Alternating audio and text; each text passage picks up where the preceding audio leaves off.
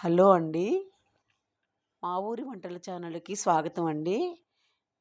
మీ అందరికీ మా ఛానల్‌ని సబ్స్క్రైబ్ చేసుకొని, లైక్ చేసుకోండండి. మీ ఆశీర్వాదాలు మా ఛానల్‌కి కావాలండి. ఈరోజు మేము మళ్ళీ యూట్యూబ్ ఛానల్ 2 ఇయర్స్ క్రితం పెట్టి ఆపేసి మళ్ళీ స్టార్ట్ చేస్తున్నామండి. మీ అందరి సహకారం కావాలి. మాకు దయచేసి లైక్ చేసుకోండి, షేర్ చేసుకోండి, సబ్స్క్రైబ్ చేసుకోండి. ఆహ్, ముందుగా ఈరోజు మనం చేపల పులుసు తయారు చేసుకునే విధానం చెప్తానండి. ఫస్ట్ 2 ఉల్లిపాయలు తీసుకొని, పచ్చిమిరపకాయలు శుభ్రంగా కడుక్కొని, అవి కోసుకొని పక్కన పెట్టుకోవాలి.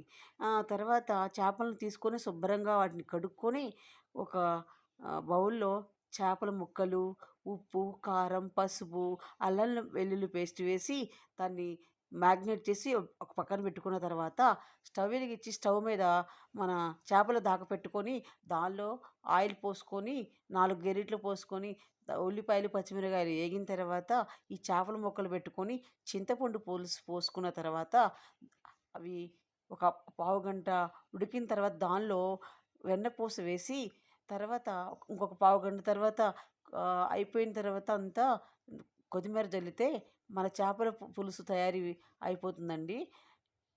ఎంతో టేస్ట్ అయిన చేపల కూర